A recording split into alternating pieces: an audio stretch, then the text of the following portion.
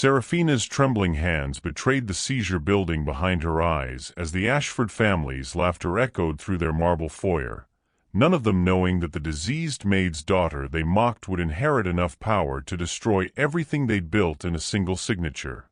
My beautiful family and friends, welcome back. If you're ready for another unforgettable story, do me a quick favor, hit that like button. Why? Because every like tells YouTube, this story is worth sharing with more people who might really need it today. Drop a comment below and let me know where you're watching from. I do read every single one, and it makes me feel like we're sitting together in the same room, sharing these moments heart to heart. And don't forget to share this video with someone you love. You never know, the story you share might be the encouragement they've been praying for. This isn't just a channel, it's a family. And when you engage, you're helping us build a safe space where real stories bring real hope. Now, take a deep breath. Get comfortable, and let's dive into today's story. The crystal chandelier above cast fractured rainbows across the polished floor as Seraphina pressed her back against the cold wall, fighting the familiar electrical storm brewing in her brain. 22 years old, and she still couldn't predict when the seizures would strike. The aura was building, that metallic taste on her tongue, the way sounds became too sharp, too bright, like someone had turned up the volume on the entire world. Did you see her just now? Cordelia Ashford's voice sliced through the air, her manicured fingers gesturing dismissively toward the service hallway where Seraphina had retreated, twitching like some kind of broken doll. I don't understand why Mother insists on keeping that woman and her condition. Seraphina's mother, Esperanza, had worked for the Ashfords for 15 years, ever since she'd crossed the border with nothing but a 3-year-old daughter and dreams that had long since crumbled to dust. No papers, no legal status, just calloused hands and an unbreakable work ethic that kept them both fed and housed in the tiny servants' quarters above the garage. The seizures are getting worse, added Maximilian Ashford, the eldest son, his voice dripping with the casual cruelty that came with inherited wealth. Last week I saw her collapse right in the garden. Nearly gave me a heart attack. I thought she died on our property. Can you imagine the liability? Their youngest, Octavia, barely 18 and already poisoned by privilege, giggled behind her hand. Maybe that's nature's way of cleaning up the gene pool. Darwin's theory in action, right? The weak eliminating themselves. The familiar tingling started in Seraphina's fingertips, spreading up her arms like invisible fire. She needed to get away, needed to reach her room before the full seizure hit. But their words held her frozen, each syllable a fresh wound. Speaking of cleaning up, Cordelia continued, her voice gaining momentum with cruel enthusiasm, I've been thinking we should finally let Esperanza go. I mean, what do we really need her for? We can hire a proper cleaning service, one with actual legal workers who won't embarrass us if anyone important comes calling. The metallic taste grew stronger. Seraphina's vision started to blur at the edges, the way it always did before her world dissolved into chaos. She'd lived with temporal lobe epilepsy since childhood, a condition that made her an outcast wherever she went. People feared what they didn't understand, and seizures triggered something primal in others, something that made them step back, made them whisper, made them treat her like she was broken. In school, children had called her Scary Sarah. Teachers had looked at her with pity and fear. Even at the community college where she'd scraped together enough credits for an associate degree, classmates had avoided her after witnessing an episode in the library. The world saw her condition as weakness, as something shameful to be hidden away. But there was something they didn't know. Something none of them could have imagined. The seizure was coming now, unstoppable as a freight train. Seraphina stumbled toward the back staircase, her mother's voice floating from the kitchen where she was preparing the evening meal, humming a soft melody from Guatemala, the lullabies of a homeland she could never safely revisit. "The girl's becoming a liability," she heard Reginald Ashford's deep voice join the conversation, the patriarch's word always final. "And frankly, I'm tired of explaining why we employ undocumented workers. It doesn't look good for the company image." Ashford Industries. The empire built on real estate development, luxury hotels, and offshore investments. The family name that opened doors, commanded respect, and crushed anyone who dared stand in their way.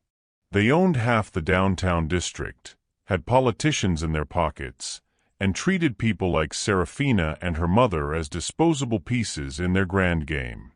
As the seizure finally claimed her, pulling her consciousness down into the electrical storm of her misfiring neurons, Seraphina's last coherent thought was of the letter hidden beneath her mattress. The letter that had arrived 3 days ago from a law firm she'd never heard of, with news that would shatter the Ashford family's world more completely than any seizure ever could. The envelope bore the return address of Blackthorne, Sterling and Associates in elegant script, and inside, words that still seemed impossible. "We regret to inform you of the passing of your biological father, Lysander Blackthorne, and your subsequent inheritance of the Blackthorne Trust. What do you think would be more shocking to discover? That someone has been secretly watching over you your entire life, or that your greatest weakness might actually be connected to your greatest strength? Share your thoughts below." Seraphina's eyes opened to the familiar ceiling of her small bedroom, her mother's weathered hands gently stroking her hair. The post-seizure fog was lifting slowly, like morning mist over a lake, leaving behind the usual cocktail of exhaustion and embarrassment.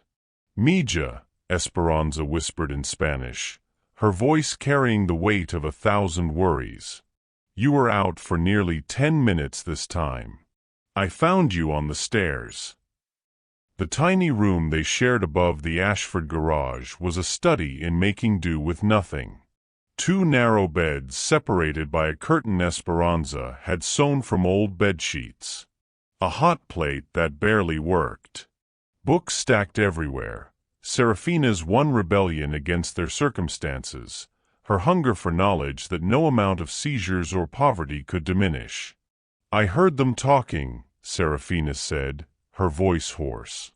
She struggled to sit up, her muscles still weak from the electrical storm that had ravaged her brain.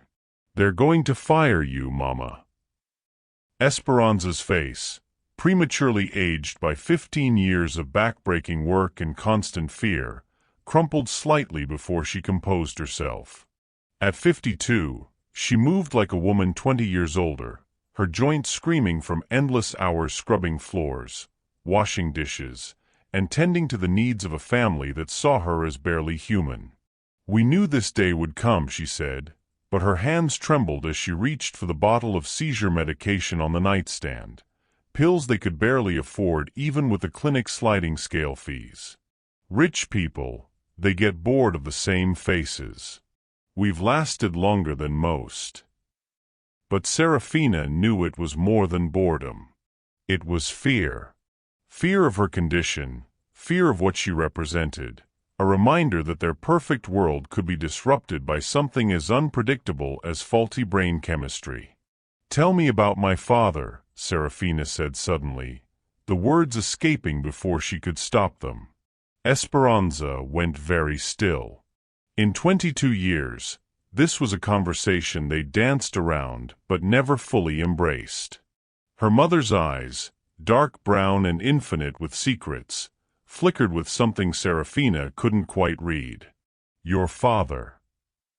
Esperanza began, then stopped, her fingers worrying the edge of her apron. "I was very young when I came to this country, Mija. Younger than you are now. I made mistakes." "What kind of mistakes?"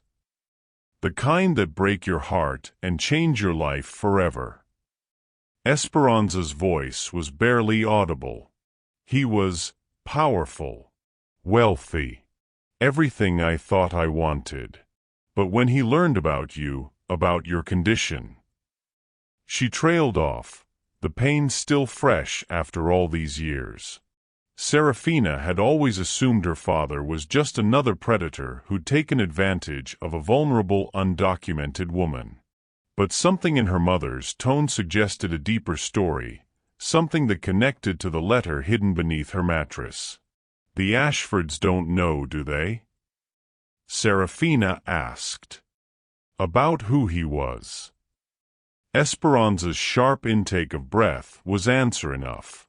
Downstairs, the Ashford family was settling into their evening routine with the casual cruelty of people who'd never questioned their place in the world. Through the thin walls, Seraphina could hear Cordelia's shrill laughter as she recounted the day's social victories to her husband, Vincent, a man who'd married into the Ashford fortune and spent his days playing golf while his wife managed the family's image. Maximilian was the heir apparent at 28, handsome in the way that money could polish rough edges and hide character flaws. He ran the day-to-day operations of Ashford Industries with an iron fist wrapped in a Harvard Business School degree. His greatest fear wasn't failure, it was being revealed as ordinary. Octavia, the youngest, was perhaps the cruelest of them all. At 18, she had the casual viciousness of someone who'd never been denied anything, never been told no, never learned that other people's pain mattered. She collected designer handbags the way some people collected stamps, each one a trophy in her war against boredom. And then there was Reginald Ashford himself, 73 years old and sharp as a blade, built his empire through a combination of ruthless business sense and strategic marriages. He viewed people as assets or liabilities, nothing more. His wife, Margaret, had died 5 years earlier, leaving him even more isolated in his tower of wealth and power. "They see us as ghosts," Seraphina murmured, watching her mother count out pills with the precision of someone who couldn't afford to make mistakes. Present, but not really there. Useful, but not valuable. Esperanza nodded sadly. "That's how we survive, Mija. By being invisible." But invisibility was a luxury Seraphina had never enjoyed. Her seizures made her conspicuous, made her a problem to be managed rather than a person to be known. The neurological chaos in her brain had shaped every relationship she'd ever attempted, every dream she'd dared to dream. She'd tried dating in community college, but watching someone you care about convulse uncontrollably triggered something primal in most people. Fear. Disgust. The overwhelming urge to run. She'd seen it in their eyes, the calculation of whether she was worth the inconvenience. The seizures had also shaped her intellectually. During the postictal phase, when her brain was rewiring itself after each episode, she experienced moments of startling clarity. Complex problems that had seemed impossible suddenly made sense. Mathematical concepts clicked into place. It was as if the electrical storm scrambled and then reorganized her thoughts in ways that revealed hidden patterns. She'd read everything she could about temporal lobe epilepsy, about the strange gifts that sometimes accompanied the curse. Some of history's greatest minds, Dostoevsky, Van Gogh, Julius Caesar, had lived with seizure disorders. But that knowledge felt hollow when you were collapsed on a staircase while wealthy people laughed about your condition. "Mama," Seraphina said softly, "what if I told you that everything was about to change?" Esperanza looked up, her dark eyes searching her daughter's face. "What do you mean?" Seraphina reached beneath her mattress and withdrew the letter from Blackthorne, Sterling and Associates. The envelope felt heavy in her hands, weighted with possibilities she was still afraid to believe. 3 days ago this arrived, she said, handing it to her mother. I think my father is dead. And I think he left me something." As Esperanza read, Her face went through a series of transformations: confusion, recognition, fear, and something that might have been hope. When she finished, she looked at her daughter with eyes that held secrets spanning decades. "Dios mío," she whispered. "Lysander found you." The name hung in the air between them like a bridge between past and future, between powerlessness and possibility. Outside their small window, the Ashford mansion glowed with warm light, its occupants secure in their belief that nothing could ever challenge their dominance. They had no idea that the diseased maid's daughter they mocked was about to inherit the very weapon that could destroy them. But first, Seraphina had to survive long enough to claim it. "Lysander Blackthorn was not just your father," Esperanza said, her voice trembling as she set the letter down with reverence. "Mija, he was Reginald Ashford's biggest rival. They destroyed each other in business for over 30 years. Seraphina felt the world tilt slightly, the same disorienting sensation that preceded her seizures, but this time it was pure shock. Rival. Blackthorn Industries was everything Ashford Industries pretended to be: ethical, innovative, respected. While Reginald built his empire on corruption and intimidation, Lysander built his on brilliance and integrity. Esperanza's eyes grew distant, lost in memories she'd buried for decades. "When I met him, I was working as a translator for a construction company.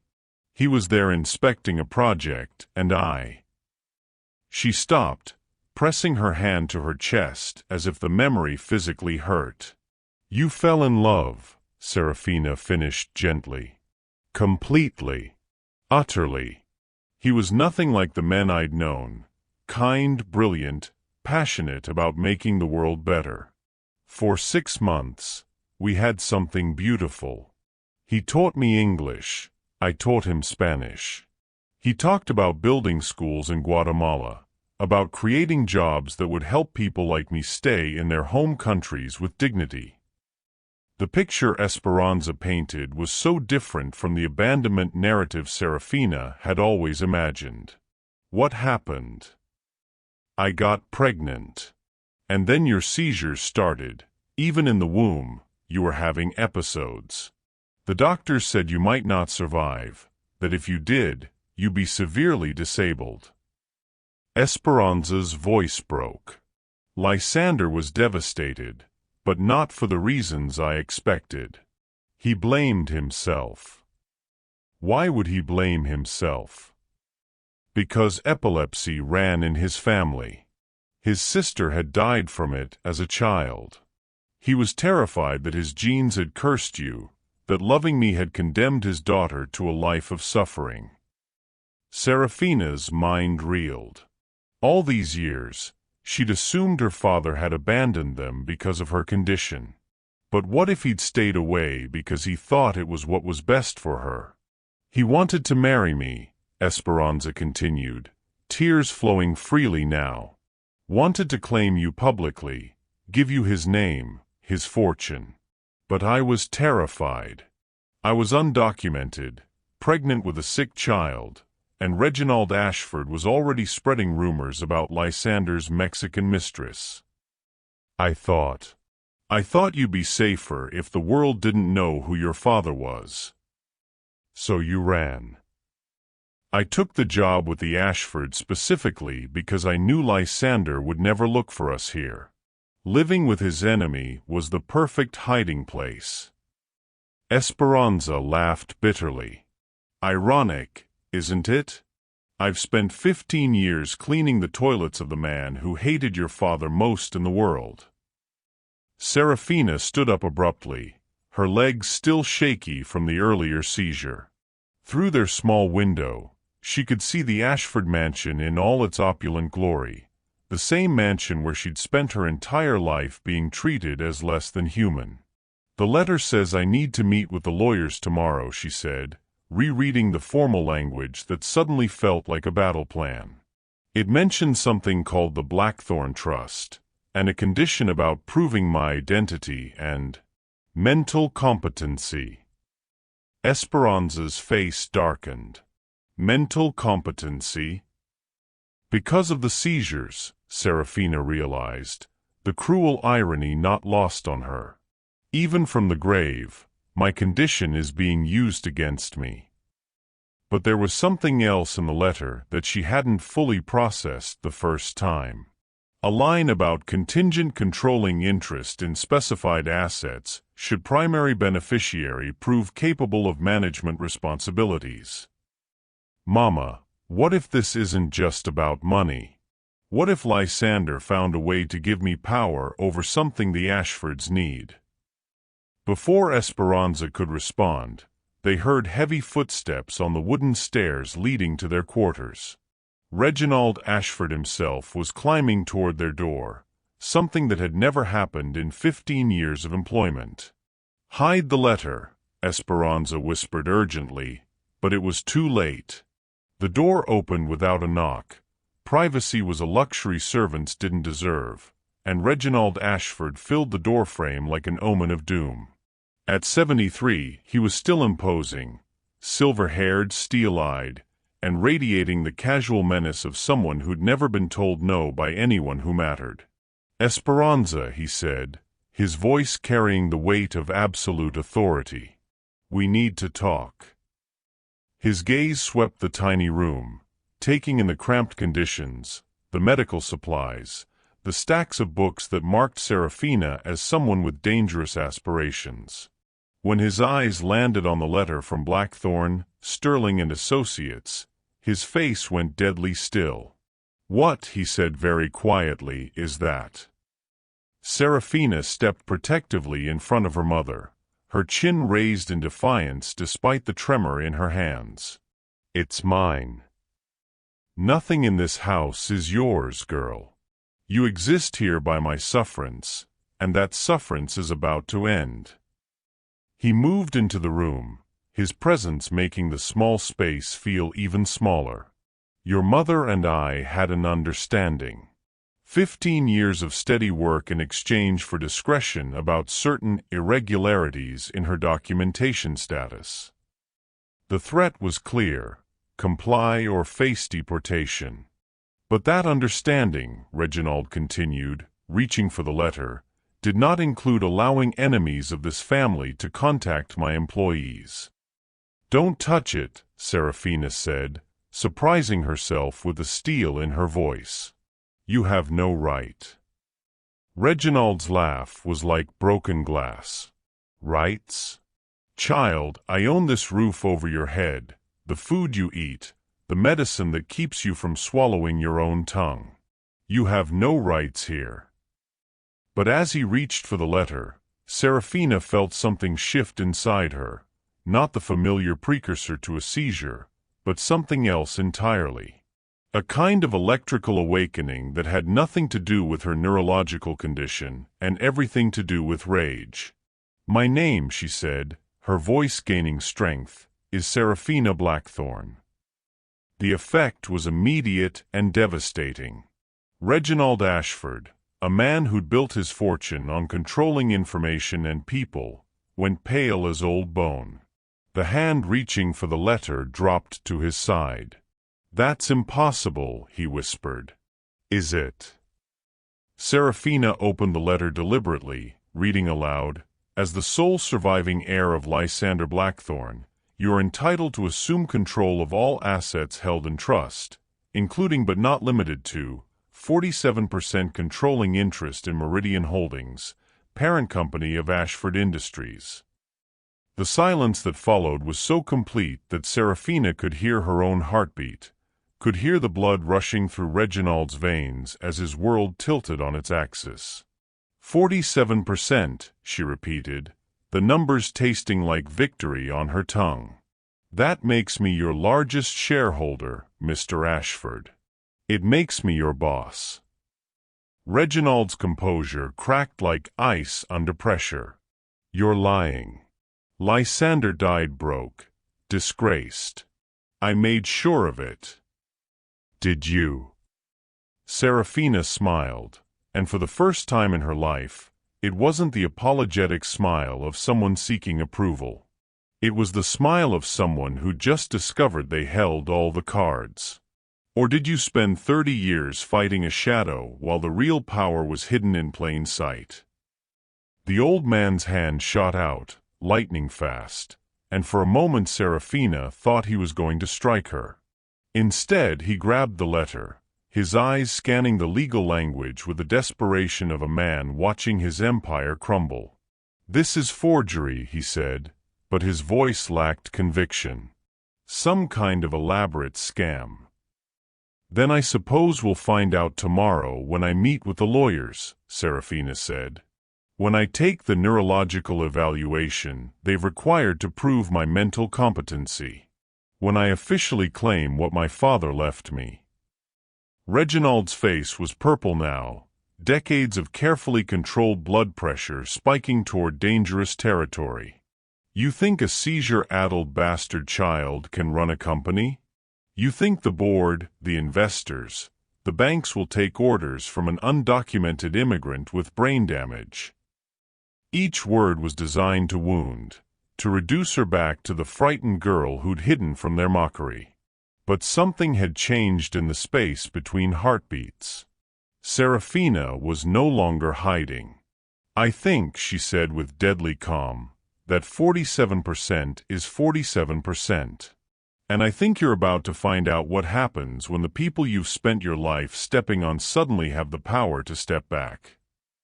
Reginald crumpled the letter in his fist, but the gesture was meaningless. Copies existed, lawyers were involved, and the wheels of justice were already turning.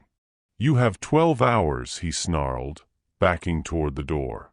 12 hours to disappear, or I'll have immigration here faster than you can spell your precious Blackthorn name. Both of you will be deported before sunrise."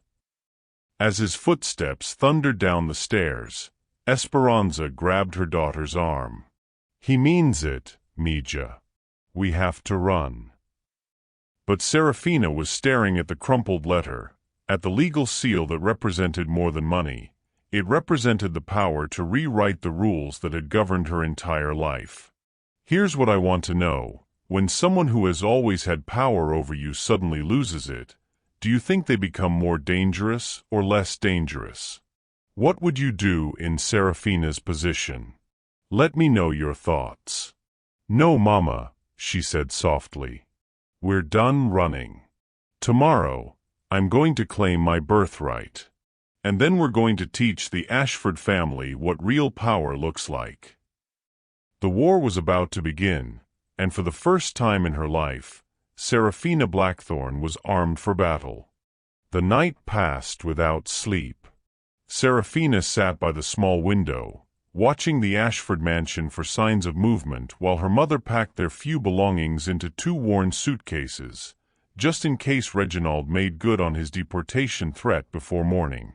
At 3 a.m., black sedans began arriving at the main house. "He's calling in favors," Esperanza whispered, peering through the curtains. "Those are government plates." Seraphina counted 4 vehicles, their occupants invisible behind tinted windows. Immigration agents, most likely, waiting for dawn to make their move. Reginald Ashford had spent decades cultivating relationships with everyone who mattered in the city: judges, politicians, law enforcement. A single phone call could make 2 undocumented women disappear without a trace. But as fear threatened to paralyze her, Seraphina felt something else rising from the depths of her consciousness. Not the chaotic electrical storm of a seizure, but a different kind of power entirely. The cold, calculating fury of someone who'd finally seen the game board clearly. "Mama," she said quietly, "how much do you know about Meridian Holdings?" Esperanza looked up from folding their clothes. "Only what Lysander told me years ago. It was his masterpiece, a shell company that owned pieces of everything. Real estate, technology, offshore investments. He said it was invisible, untraceable, and completely legal." Invisible to everyone except the IRS, Seraphina murmured, pieces clicking together in her mind. If I own 47% of Meridian, and Meridian owns a controlling interest in Ashford Industries. You don't just have power over their company, Esperanza finished, understanding dawning in her eyes. You have access to their secrets. At 6 a.m., Seraphina made a decision that would have terrified her 12 hours earlier. She walked directly to the main house and knocked on the front door, not the servants' entrance she'd used all her life, but the grand entrance reserved for people who mattered. Cordelia answered, her face still puffy from sleep and chemical peels. What on earth do you think you're? I need to speak with your father, Seraphina said, stepping past her into the marble foyer where she'd collapsed the night before. About the immigration agents in his driveway. Cordelia's confusion was almost comical. Immigration agents? What are you talking about? But Reginald appeared at the top of the grand staircase, fully dressed despite the early hour. His face was haggard, aged a decade overnight. It's handled, Cordelia. Go back to bed. Actually, Seraphina said, her voice carrying clearly through the cavernous space, it's not handled. It's about to become very public. She pulled out her phone, a battered device she'd saved months to buy, and showed him the screen. She'd spent the sleepless night researching, using the community college library's database access to dig into Meridian Holdings' public filings. Your immigration friends are sitting in vehicles registered to Ashford Industries, she said. Using them to threaten a potential shareholder could be considered corporate intimidation. The SEC takes a very dim view of that sort of thing. Reginald descended the stairs slowly, each step calculated. You're bluffing. Am I? Seraphina smiled, but there was no warmth in it. I've had all night to think about this situation. You see, my condition, my epilepsy, it does something interesting to my brain during the recovery phase. Patterns become visible. Connections that weren't obvious before suddenly make perfect sense. She moved to the center of the foyer, claiming the space she'd been taught to avoid her entire life. For instance, I noticed that Ashford Industries has been bleeding money for the past 3 years. Bad investments, failed developments, lawsuits from environmental groups. Your stock price has dropped 40%, and your debt-to-equity ratio is approaching dangerous territory. Reginald's face went very still. This information wasn't public knowledge. But Meridian Holdings, Seraphina continued, has been quietly acquiring distressed assets at below-market prices. Real estate, technology patents, entire companies trading for pennies on the dollar. It's been building a portfolio that, on paper, looks worthless. In reality, it's sitting on a gold mine. Impossible, Cordelia interjected, having crept closer to listen. Daddy would never let some holding company gain that much influence over our business. Your father, Seraphina said gently, had no choice. When Ashford Industries needed capital 3 years ago, Meridian Holdings was the only entity willing to provide it. The terms were generous, almost suspiciously so. Reginald's hands were trembling now, not with age, but with rage. Lysander, he whispered. That bastard planned this. Planned what, exactly? Maximilian's voice cut through the tension as he appeared in silk pajamas and a monogrammed robe. At 28, he had his grandfather's sharp features, but none of his cunning. What's the seizure girl doing in our house at dawn? The seizure girl, Seraphina said, turning to face him with predatory calm, owns you. She opened the folder she'd prepared during the long night, copies of documents she'd requested from the law firm's emergency contact line, legal papers that painted a picture 3 decades in the making. Lysander Blackthorne spent 30 years playing the long game, she explained, spreading papers across their mahogany breakfast table like tarot cards revealing the future. Every time your family celebrated driving him out of a deal, he was actually positioning himself for something bigger. Every loss was really an investment. "This is insane," Maximilian said, but he was reading over her shoulder now, his face paling as the numbers became clear. "These acquisition dates, these are from when we thought we were winning." "You were winning battles," Seraphina agreed. He was winning the war. Octavia appeared in the doorway, attracted by the commotion. At 18, she was still young enough to find chaos entertaining. "Ooh, are we having drama? Is someone getting fired?" "Someone's getting fired," Seraphina said quietly. "But it's not who you think." She pulled out the final document, a legal brief prepared by Blackthorne, Sterling and Associates, outlining the full scope of the inheritance and its implications. "As of 9 a.m. this morning, when I meet with the lawyers and pass my competency evaluation, I will control 47% of Meridian Holdings. Meridian Holdings controls 51% of Ashford Industries. That makes me the majority shareholder of your family business." The silence stretched like a taut wire, ready to snap. "But here's what's interesting," Seraphina continued, her voice gaining strength from their shock. "The competency evaluation isn't just about my seizures. It's about proving I can manage complex financial assets. And I've spent all night studying your books." She turned to Reginald, her eyes holding his without flinching. "Your company is 3 months from bankruptcy. The Meridian loans have balloon payments coming due that you can't possibly meet. Without refinancing, Ashford Industries will collapse before Christmas." "That's confidential information," Reginald snarled. "How could you possibly?" "Because I've been invisible in this house for 22 years, Seraphina said. "Invisible people hear things, see things, learn things." She thought of all the time she'd cleaned Maximilian's office, overhearing phone calls about cash flow problems. All the dinner conversations she'd served through, listening to discussions about asset liquidation and debt restructuring.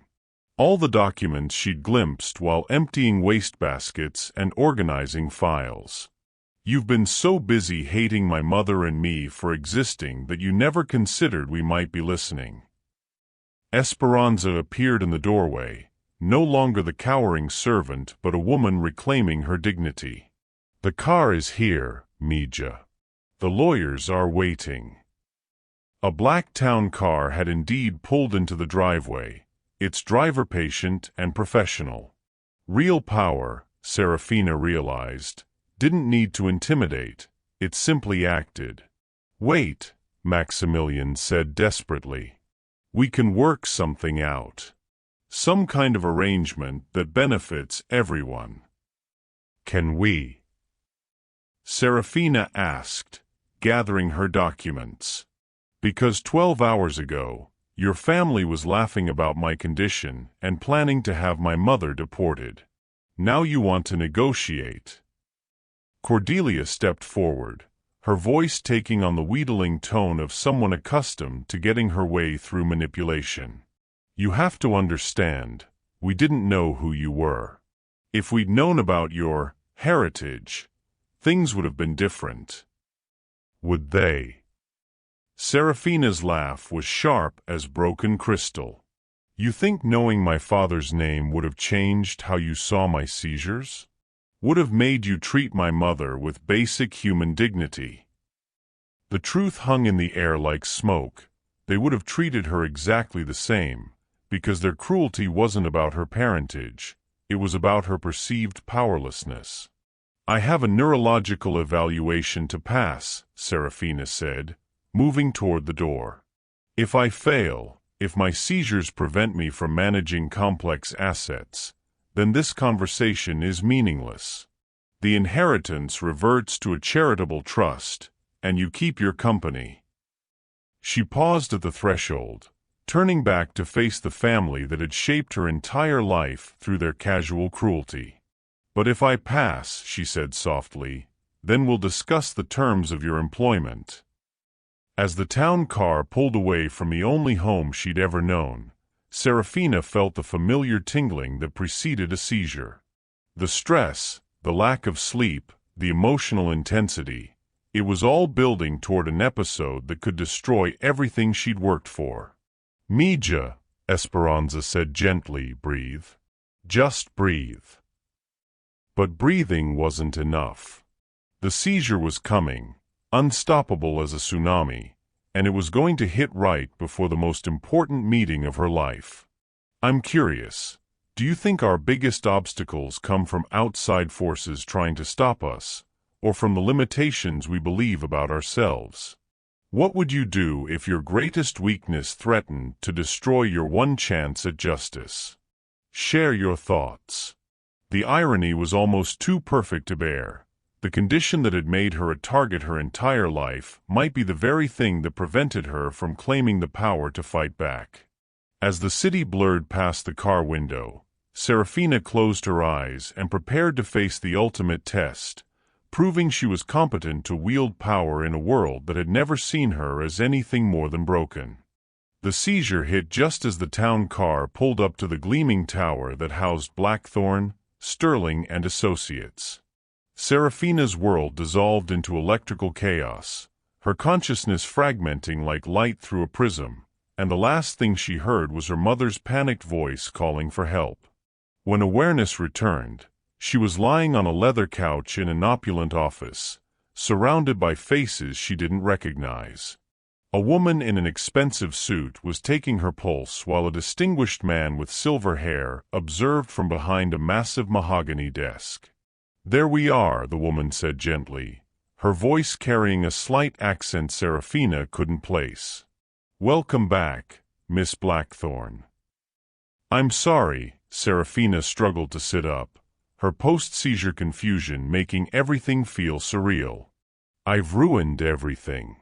The evaluation, the competency test." "Actually," the silver-haired man said, his eyes twinkling with something that looked suspiciously like satisfaction, "you've just passed it." Seraphina blinked hard, certain she'd misheard. "I'm sorry, what?"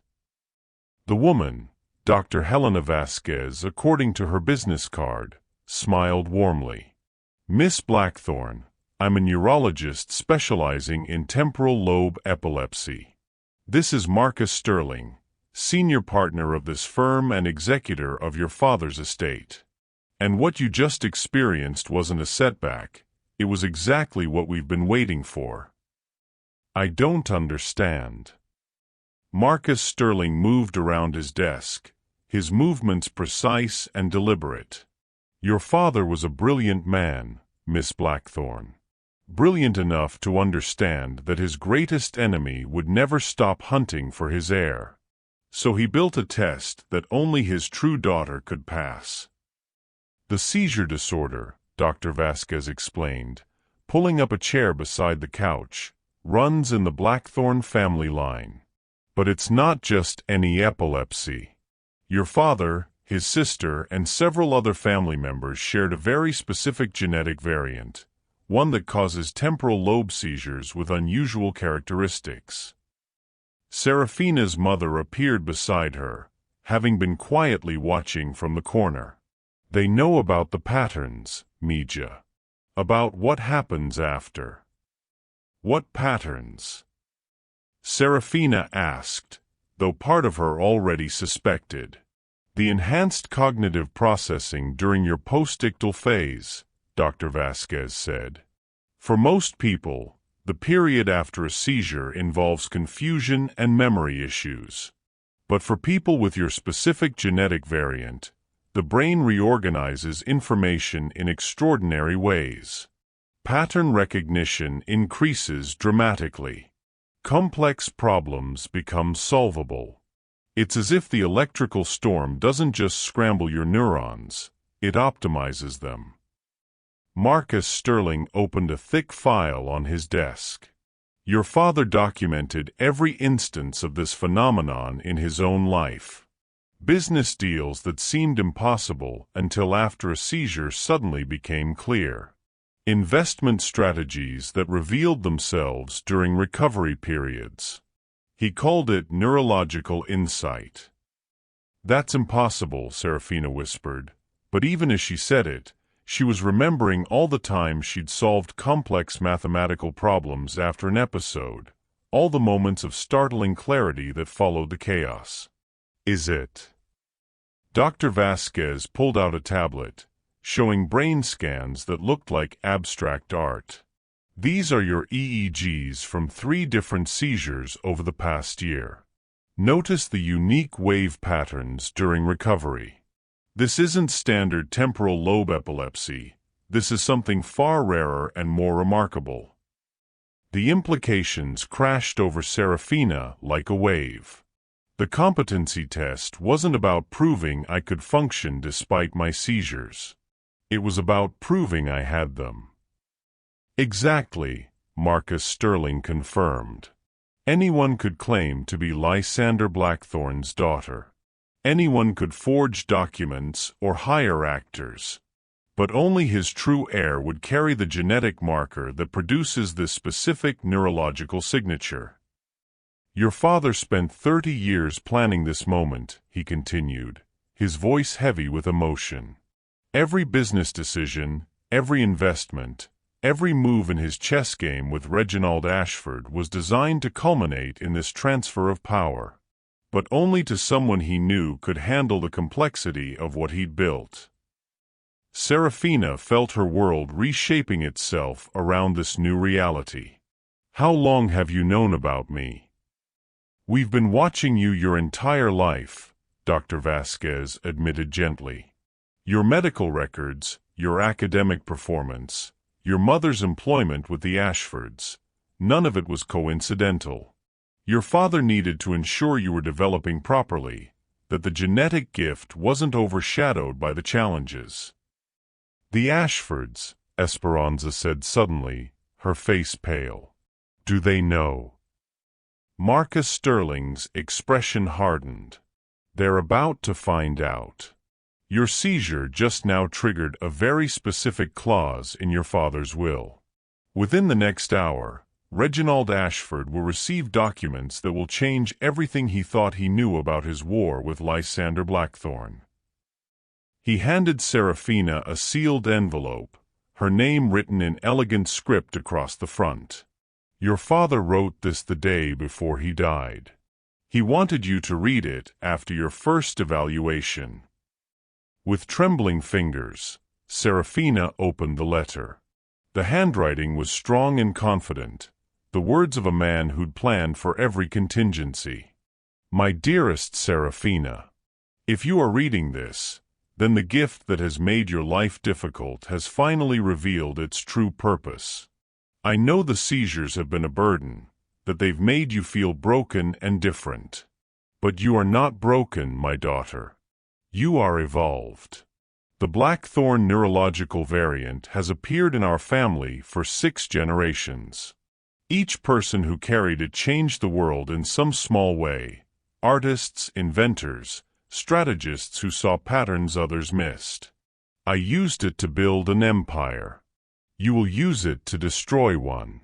Reginald Ashford represents everything I despise about inherited power, cruelty without purpose, wealth without wisdom, privilege without responsibility. For 30 years, I let him think he was winning while I built the weapon that would ultimately defeat him. That weapon is you. By now, you know about Meridian Holdings. What you don't yet know is that it was never about the money. Every asset I acquired, every company I saved from bankruptcy, every patent I purchased, they were all chosen for one purpose: to give you the tools to rebuild what people like the Ashfords have destroyed. The power I'm placing in your hands comes with a responsibility. Use it not for revenge, but for justice. Not to crush, but to create. Show them what true leadership looks like. Your seizures are not your weakness, Seraphina. They are your superpower. Trust in the clarity that comes after the storm. All my love, your father, Lysander. Seraphina looked up from the letter to find everyone watching her expectantly. The room felt charged with possibility, as if the very air was waiting for her next words. "What exactly does Meridian Holdings control?" she asked, her voice steady for the first time all day. Marcus Sterling smiled, not the polite expression of a lawyer, but the genuine grin of someone about to reveal a magnificent secret. "Everything, Miss Blackthorne. Meridian doesn't just hold 47% of Ashford Industries. It holds controlling interests in their suppliers, their contractors, their lenders, and their competitors. For the past 3 years," Dr. Vasquez added, "while you've been serving their meals and cleaning their bathrooms, your father's trust has been quietly acquiring every company they depend on to survive. The balloon payments coming due on their loans?" Marcus Sterling's eyes glittered. "Those are owed to Meridian Holdings. The environmental lawsuits that have been bleeding them dry. Filed by legal firms that Meridian Holdings helped fund. The bad investments that have tanked their stock price? Those companies are secretly owned by your trust." The magnitude of it took Seraphina's breath away. "My father didn't just leave me the power to control their company. He left me the power to control their entire world. And he designed the revelation to happen exactly when your neurological abilities would be at their peak," Dr. Vasquez confirmed. "Your brain is currently processing complex information at levels that would be impossible under normal circumstances. You can see the full scope of what he's built and make decisions about how to use it." Seraphina closed her eyes, feeling the enhanced clarity her father had described. In her post-seizure state, she could indeed see patterns that had been invisible before. The Ashford family's desperation, their cruelty, their fundamental weakness beneath all the bluster and wealth. But she could also see something else. Opportunity. "There's more, isn't there?" she asked, opening her eyes to meet Marcus Sterling's gaze. "Something you haven't told me yet." His smile widened. "Your father's death wasn't natural, Miss Blackthorne. And Reginald Ashford's panic this morning isn't just about losing his company. It's about the evidence that's about to surface regarding exactly how far he was willing to go to prevent this day from coming." The room went very quiet, the weight of this revelation settling over everyone like snow. "Murder," Esperanza whispered. "Corporate assassination," Marcus Sterling corrected. "Made to look like a heart attack. We've had investigators working the case for 6 months. The evidence is conclusive, and it's about to become public." Seraphina felt something shift inside her, not the electrical chaos of a seizure, but a cold, focused determination that felt like steel forming in her core. The Ashford family had taken everything from her: her dignity, her opportunities, her sense of self-worth. They had mocked her condition, threatened her mother, and now she knew they had murdered her father. But they had made one critical mistake. They had underestimated the power that came with being underestimated. Here's what I'm wondering. When you finally have the power to get justice, how do you make sure justice doesn't become just another form of cruelty? What would you do with this kind of leverage? I'd love to hear your thoughts. "When do we move?" she asked, and her voice carried an authority that hadn't been there an hour earlier. Marcus Sterling checked his watch. "The Ashford family is meeting with their lawyers right now, trying to figure out how to challenge your inheritance. They have no idea what's about to hit them. Then let's not keep them waiting, Seraphina said, rising from the couch with the fluid grace of someone who had finally discovered their true power. It's time for the Ashford family to learn what happens when you spend 30 years backing the wrong horse. The game was no longer about survival. It was about complete and total victory. The Ashford family's counterattack came faster and more ruthlessly than anyone had anticipated. Seraphina was reviewing financial documents in the law firm's conference room when Marcus Sterling burst through the door, his face grim as death. "We have a problem. A very serious problem." "What kind of problem?" Seraphina asked, but the enhanced clarity from her earlier seizure was already fading, leaving her feeling normal and vulnerable again. "Your mother," Dr. Vasquez said quietly, entering behind him with a phone pressed to her ear. "She's gone." The words hit Seraphina like a physical blow. "Gone? What do you mean gone?" "She returned to the Ashford house to collect your remaining belongings," Marcus Sterling explained, his hands trembling slightly as he pulled out his phone. "That was 3 hours ago. She hasn't been seen since." Seraphina felt the familiar tingling in her fingertips, not the precursor to enhanced cognition, but the onset of a panic-induced episode. "Call the police." "Call." "We can't," Dr. Vasquez interrupted gently. "Your mother's immigration status makes this complicated. Any official involvement could result in her immediate deportation, assuming—" She didn't finish the sentence, but the implication hung in the air like poison, "assuming Esperanza was still alive to be deported." "They took her to force me to back down," Seraphina realized, the patterns clicking into place even through her rising panic. "They're using her as leverage." Marcus Sterling nodded grimly. "Reginald Ashford may be desperate, but he's not stupid. He knows that threatening you directly would constitute witness intimidation. But your mother doesn't exist in the system," Seraphina finished. "She could disappear without a trace, and no one would ever know." Her phone buzzed with an incoming call from an unknown number. She answered with shaking hands. "Miss Blackthorne." Reginald Ashford's voice was cold and precise. "I believe we need to have a conversation." "Where is my mother?" "Safe. For now. But that safety depends entirely on your willingness to be reasonable about this inheritance situation." Seraphina gripped the phone so tightly her knuckles went white. "If you hurt her." "You'll what?" "Have a seizure at me." Reginald's laugh was cruel and confident. "I've done my research on your condition, girl. Temporal lobe epilepsy triggered by stress, lack of sleep, and emotional trauma. Tell me, how many episodes have you had in the last 24 hours?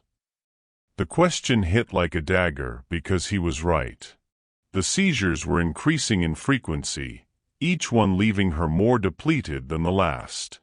And without the postictal enhancement, she was just a terrified young woman facing an enemy with unlimited resources.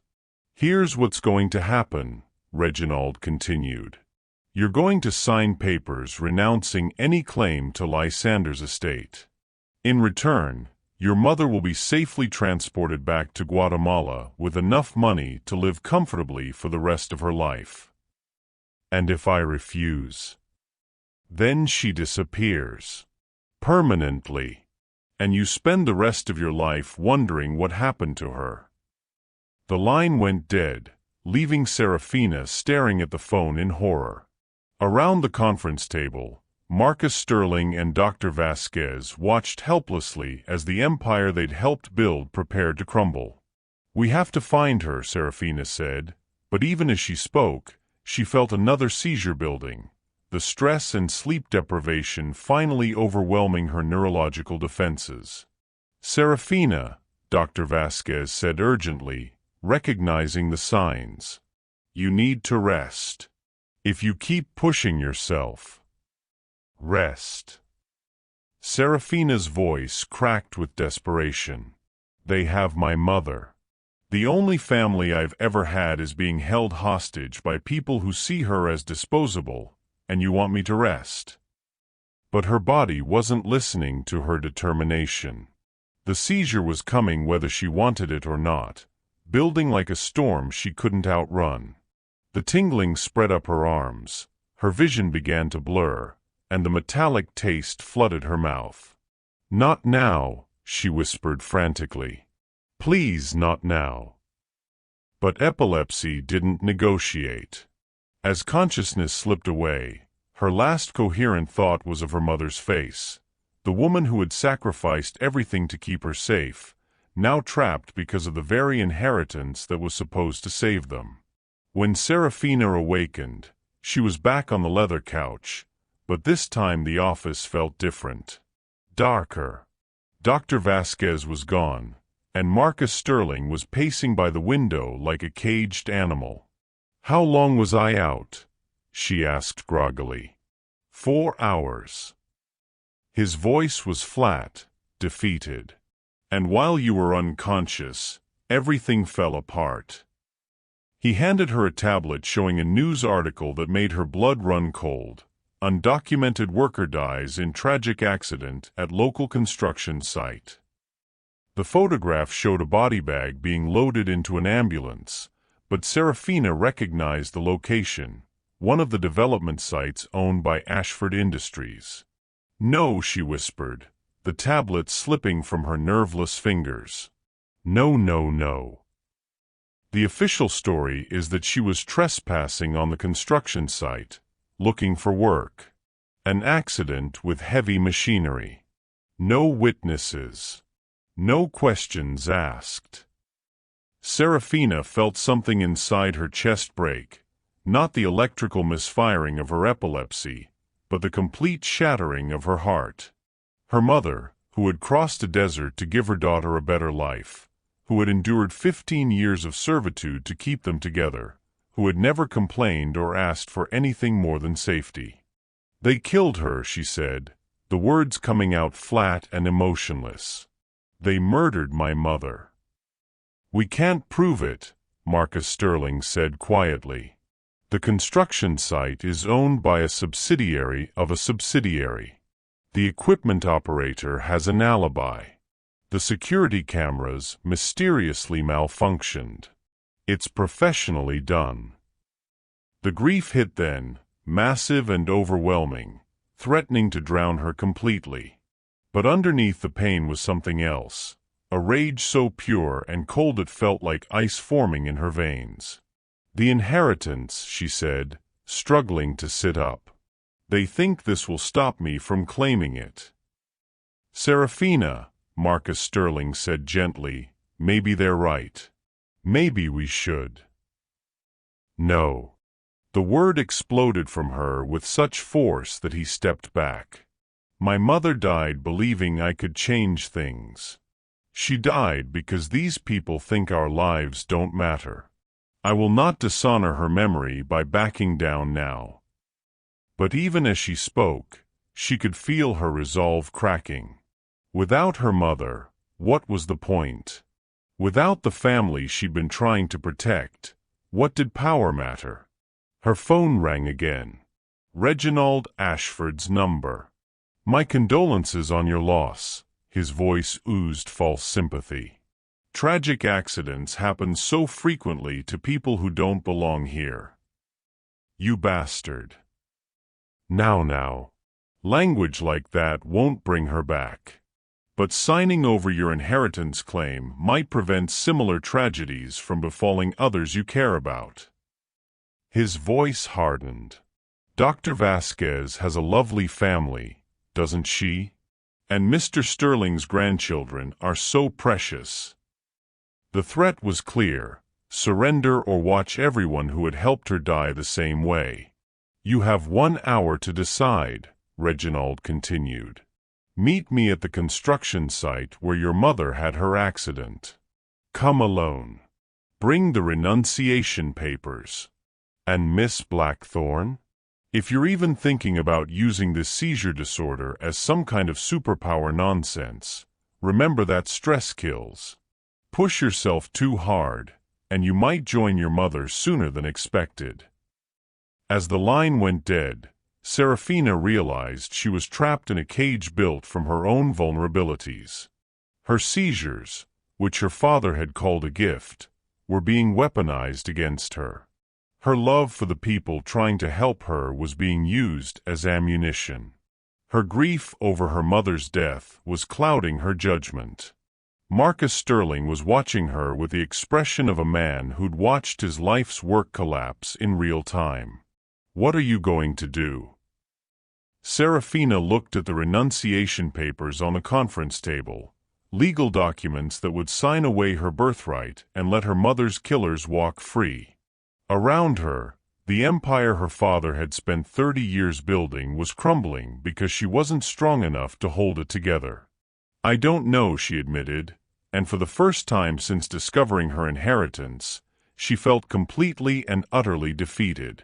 The seizures that were supposed to make her powerful were destroying her body. The money that was supposed to give her justice had cost her mother's life. The father who was supposed to protect her had left her alone to fight a war she wasn't equipped to win. When everything you love has been taken from you, do you think revenge becomes justice, or does justice become impossible? What would you do if winning meant becoming the very thing you've always fought against? I'd love to hear your perspective. As she stared at the papers that would end everything, Seraphina wondered if her father had miscalculated. Maybe some wars couldn't be won. Maybe some enemies were too powerful to defeat. Maybe the diseased maid's daughter should have stayed invisible after all. Seraphina sat in the law firm's conference room, staring at the renunciation papers through tears that wouldn't stop falling. Her mother was dead. Her enemies had won.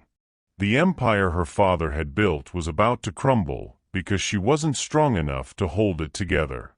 But as she reached for the pen to sign away everything, her hand brushed against something else on the table, her mother's rosary, the one possession of Esperanza's that had been recovered from the accident site. The worn wooden beads felt warm in her palm, and suddenly she could hear her mother's voice as clearly as if she were sitting in the room. We survive by being invisible, Mija. But invisible doesn't mean powerless. Seraphina closed her eyes, feeling the weight of her mother's sacrifice, and something shifted deep in her chest. Not the electrical chaos of a seizure, but something else entirely, a cold, focused determination that felt like steel forming in her bones. Marcus, she said quietly, what happens to Ashford Industries if I don't sign these papers? Marcus Sterling looked up from his defeated slump. The balloon payments come due in 72 hours. Without refinancing through Meridian Holdings, which you control, they'll be forced into bankruptcy. And their personal assets. Reginald mortgaged everything to keep the company afloat.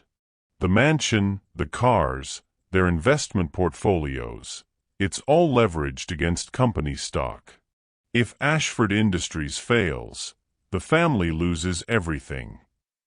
Seraphina felt something cold and satisfying settle in her stomach. So they killed my mother to force me to save them.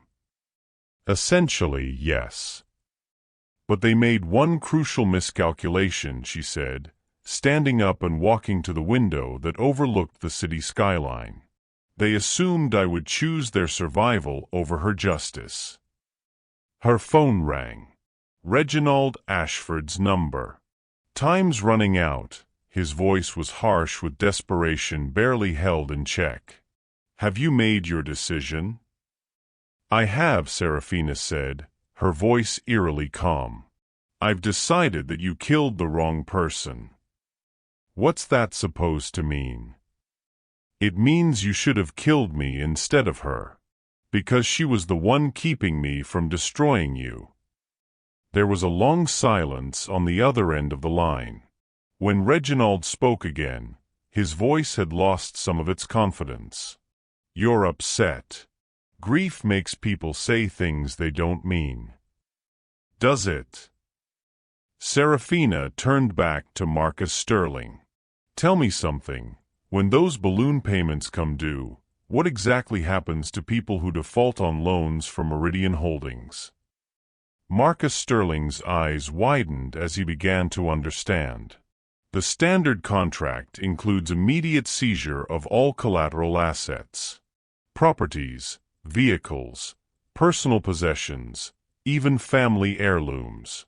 Everything gets liquidated to recover the debt.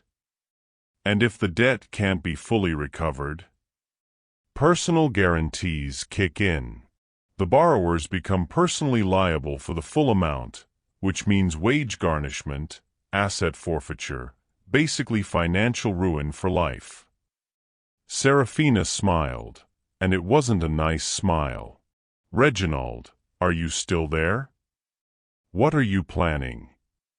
His voice was smaller now, less certain. "I'm planning to let you experience what my mother and I have lived with our entire lives, complete powerlessness." Her voice grew stronger with each word. 72 hours from now, when your loans default, I'm going to foreclose on everything you own. Your house, your cars, your bank accounts, even your wife's jewelry." "You can't." "Actually, I can. And I'm going to do it slowly, piece by piece, so you can watch everything you built crumble the way you made my mother's life crumble every single day for 15 years. She hung up and felt a familiar tingling in her fingertips. But this time, she welcomed the approaching seizure. This time, she needed the clarity it would bring. "Seraphina," Marcus Sterling said urgently, "are you sure about this? Once you start foreclosure proceedings." "My mother is dead because they thought I was weak," she interrupted, feeling the seizure building like a storm on the horizon. "Because they thought my condition made me helpless. But they never understood that being underestimated is the greatest weapon you can have." The electrical storm hit her brain, but instead of chaos, it brought crystalline focus. In the enhanced state that followed, she could see the full scope of her father's plan, could understand exactly why he positioned every piece where he had. When she opened her eyes, Marcus Sterling was watching her with something approaching awe. "You're not just going to bankrupt them," he said, understanding dawning in his voice. "You're going to make them beg." "I'm going to give them a choice," Seraphina corrected, her post-seizure clarity making everything sharp and clear. "The same choice they gave my mother: submit or disappear." She picked up her mother's rosary, feeling the smooth wood against her palm, and made a silent promise. The Ashford family had spent 15 years treating them as invisible, disposable people whose lives didn't matter. Now they were going to learn what it felt like to be on the other side of that equation. "Here's what I'm wondering. When someone takes everything from you, do you think the best revenge is taking everything from them, or is it making them understand what they've lost? What would you do if you finally had the power to make your enemies feel exactly what they put you through? Share your thoughts." "Get me a meeting with the Ashford family," she told Marcus Sterling. "All of them. Tonight." "Where?" "Their house. I want to see their faces when they realize that the diseased maid's daughter they mocked now owns their entire world." The game was no longer about survival or inheritance. It was about showing the Ashford family what real power looked like, and what it cost to earn it. The Ashford mansion had never felt smaller. Seraphina walked through the front door, not the servant's entrance she'd used her entire life, but the grand entrance reserved for people who mattered, and felt the walls themselves seem to shrink around her. The marble foyer where she'd collapsed in seizures, where they'd laughed at her condition, now felt like a theater stage set for the final act. The entire family was waiting in the main parlor, arranged like defendants at their own trial. Reginald sat in his leather chair, trying to project authority despite the tremor in his hands. Cordelia perched on the edge of the sofa, her perfect composure cracking around the edges. Maximilian stood by the fireplace, his Harvard confidence replaced by barely contained panic. Even Octavia was there, the 18-year-old who joked about Darwin's theory of natural selection, now looking very much like she was about to be selected out herself. "Well," Reginald said, his voice carefully controlled, "here we are." "Here we are," Seraphina agreed, moving to the center of the room with the fluid grace of someone who finally understood their own power. She was no longer the trembling girl who'd hidden in corners. The seizure earlier had left her mind sharp as a blade, every detail crystal clear. "We can work something out," Maximilian said quickly. "Some kind of partnership arrangement. You get a seat on the board. We maintain operational control." Partnership. Seraphina's laugh was soft and dangerous. "Is that what you call it when you murder someone's mother?" The temperature in the room seemed to drop 10 degrees. "That was an accident," Cordelia protested, but her voice lacked conviction. "A tragic workplace incident." "On my property," Seraphina interrupted. "Using equipment I now own, recorded by security cameras that report to me. Tell me, did any of you actually think this through, or were you so blinded by arrogance that you forgot to check who owned the construction site?" The silence was deafening. "You see," Seraphina continued, settling into the chair where Reginald usually held court, his chair in his house which he was about to lose, "my father spent 30 years teaching me through your cruelty. Every insult, every dismissal, every time you treated my mother and me like we were invisible, you were actually training me to understand exactly how you think." She pulled out a thick folder and placed it on the coffee table. "These are the foreclosure documents for this house. This one is for your company headquarters. This one covers your personal vehicles, your art collection, and Cordelia's jewelry." Cordelia gasped audibly. "You can't take my grandmother's pearls." "Actually, I can. They're collateral against your family's loans." Seraphina's voice was matter-of-fact, clinical. "Everything you own is about to become everything I own. Unless—" "Unless what?" Reginald demanded, his mask of control finally slipping completely. "Unless you give me what I really want." The room went still, everyone hanging on her next words. "I want the truth," Seraphina said quietly.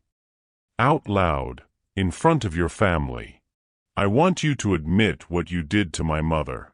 What you did to my father. I want you to acknowledge that we were never invisible.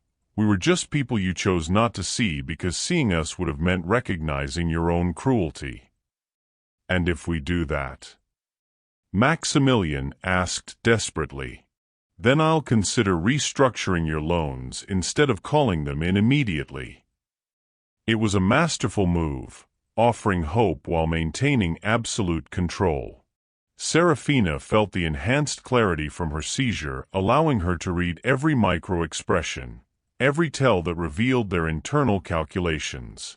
"This is extortion," Reginald snarled. "No," Seraphina corrected gently, "this is justice. Extortion is what you did to my mother for 15 years. Threatening deportation if she didn't accept your abuse. Making her grovel for the privilege of cleaning your toilets while you mocked her daughter's disability." She stood up, moving to the window that overlooked the servants' quarters where she'd spent her entire life. "Do you want to know what my seizures actually do? They don't just scramble my brain randomly.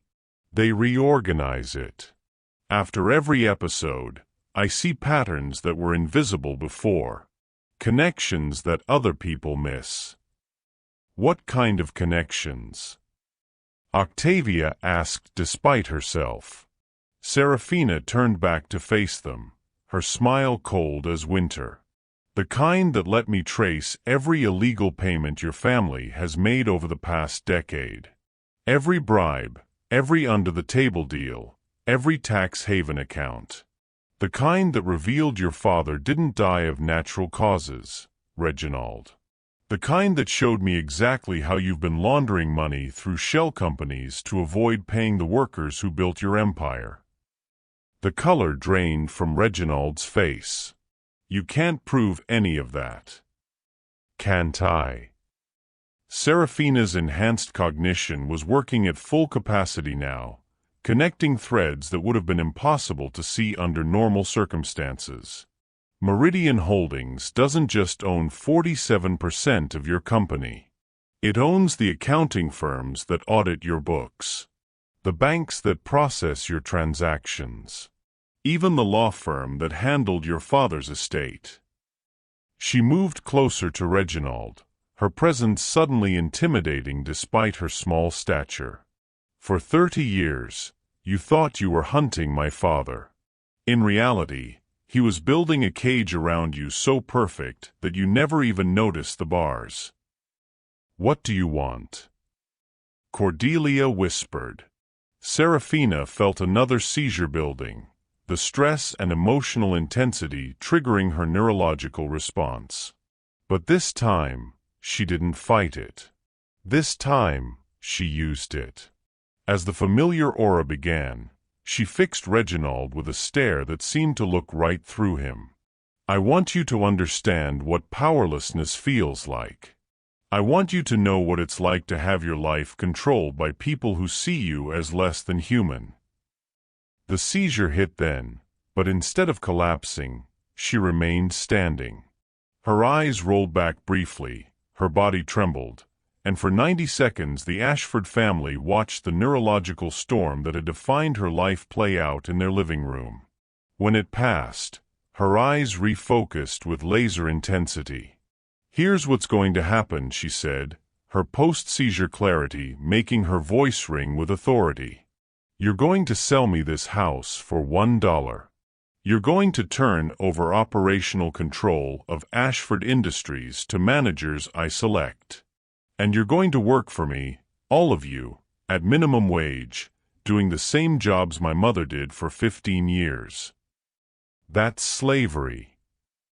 Maximilian protested. No, Seraphina corrected, that's employment. You'll receive exactly the same wages, benefits, and respect that you gave my mother. The difference is, now you'll know what it feels like to be disposable. She pulled out a contract, one that Marcus Sterling had prepared during her seizure recovery, when her enhanced mind had dictated terms that covered every contingency. Sign this, and I'll restructure your debts to keep you from complete bankruptcy. Refuse, and in 72 hours, you'll be homeless and penniless.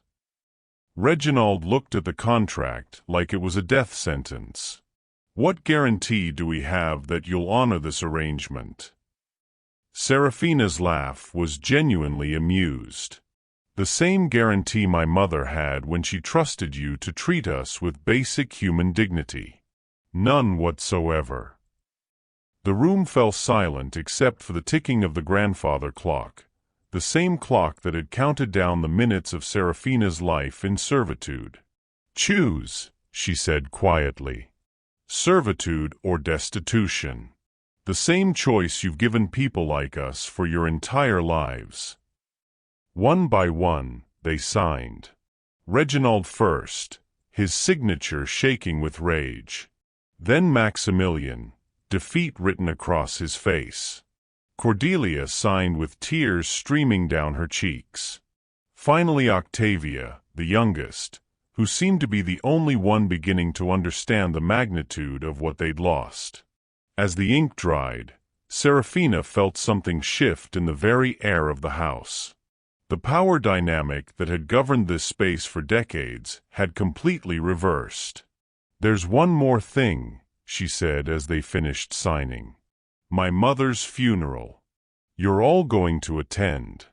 You're going to sit in the front row and you're going to listen while I tell everyone exactly what kind of woman she was. What she sacrificed. What she endured. And why she mattered." "And after that?" Reginald asked, his voice hollow. "After that, you report to work.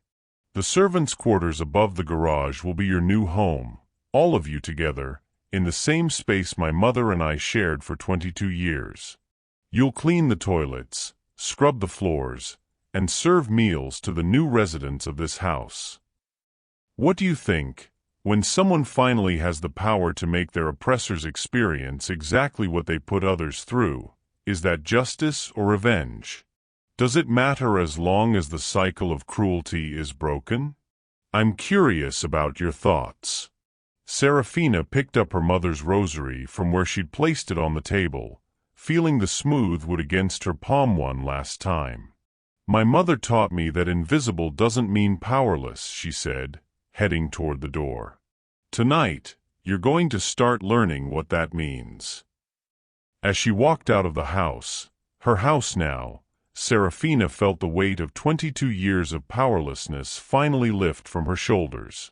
The Ashford family had taken everything from her, but in doing so, they had forged her into exactly the weapon needed to destroy them. The girl who had trembled in seizures while they laughed was gone. In her place stood a woman who owned their world and intended to reshape it completely. Justice, it turned out, looked nothing like revenge. It looked like truth, served cold and measured in exact proportions. As Seraphina walked out of the house, her house now, she felt the weight of 22 years of powerlessness finally lift from her shoulders. But she didn't make it to the front door before Cordelia's voice stopped her cold. "Wait." Seraphina turned slowly, her hand still gripping her mother's rosary. Cordelia was standing in the doorway of the parlor, mascara streaked down her cheeks, looking nothing like the polished socialite who had mocked seizures just hours earlier. "I need to know," Cordelia said, her voice barely above a whisper. Did your mother suffer?"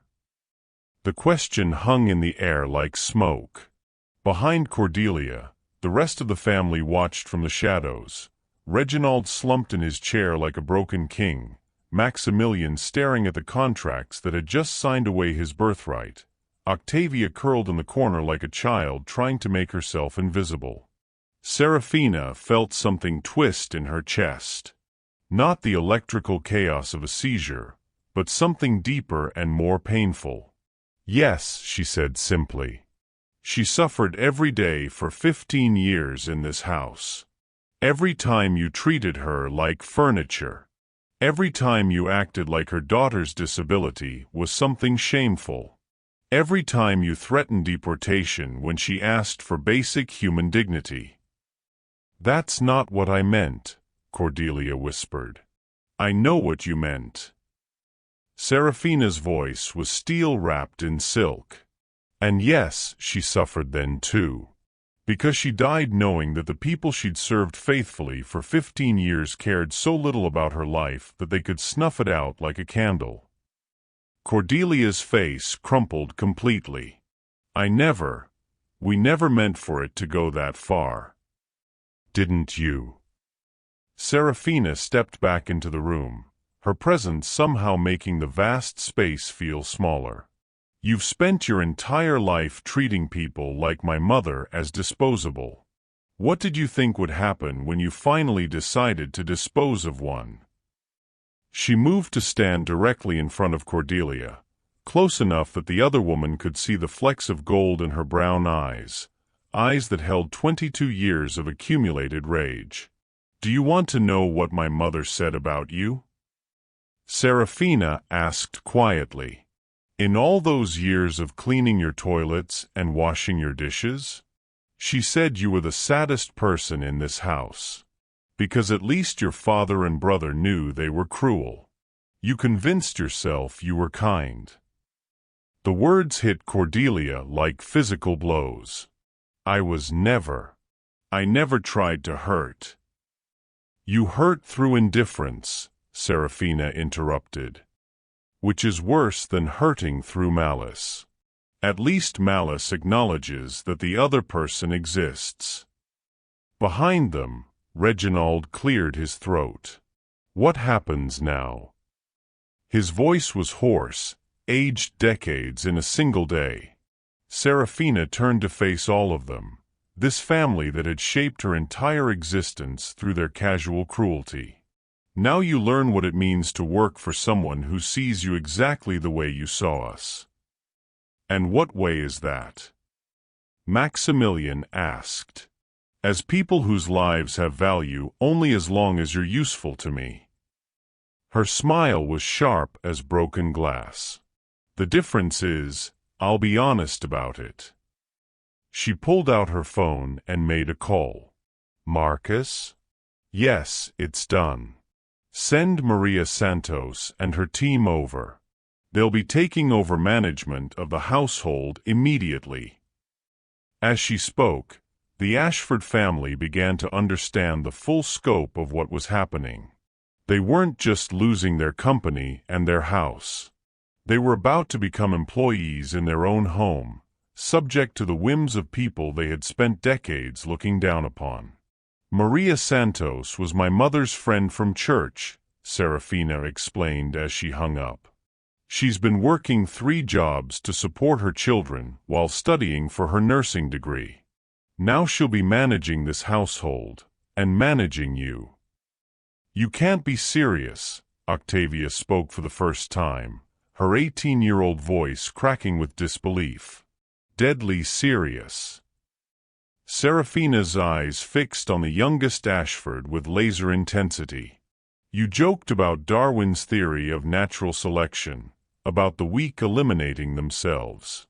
Tonight you're going to discover what survival of the fittest actually looks like. A car pulled into the driveway, not the sleek sedans the Ashfords were used to, but a practical minivan loaded with cleaning supplies and the kind of people who knew what honest work looked like. Your new supervisor has arrived, Seraphina announced as footsteps approached the front door.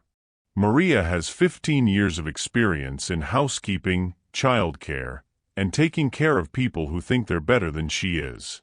She'll teach you everything you need to know. The front door opened without a knock, because servants didn't wait for permission, and Maria Santos entered with 3 other women, all carrying the quiet dignity of people who had never been given anything they hadn't earned.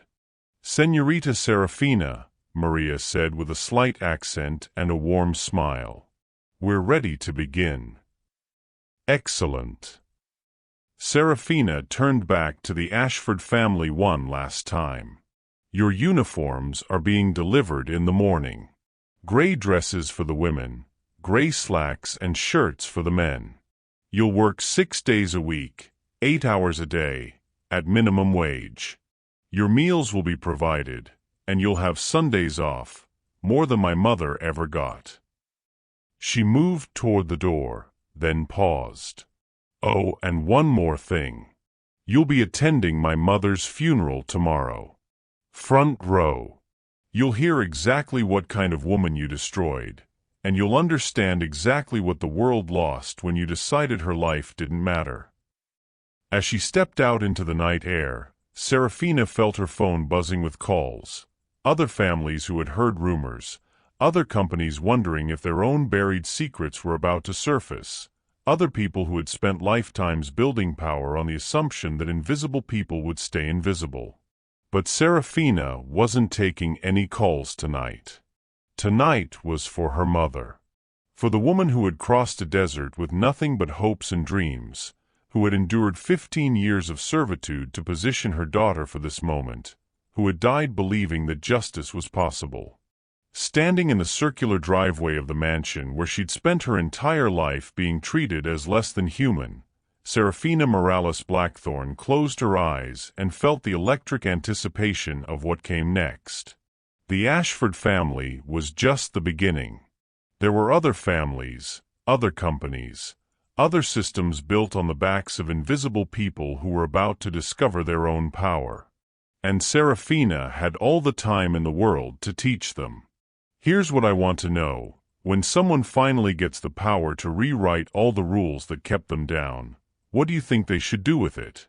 Create a better system, or just flip the old one upside down? What would you do in Seraphina's position? Share your thoughts.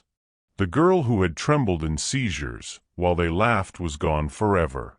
In her place stood a woman who intended to prove that the people society calls broken are often the only ones strong enough to fix what's truly shattered. And she was just getting started. Seraphina's journey from powerless to powerful proves that our greatest obstacles often contain our greatest strengths. What story would you like to see next? Thank you so much for watching this story all the way to the end. If this touched your heart, then you're going to love the next one. It's just as powerful and even more intriguing than you can imagine. So don't stop here. Check out more videos on my channel and continue the journey. I'll be waiting for you on the other side of that story. See you there.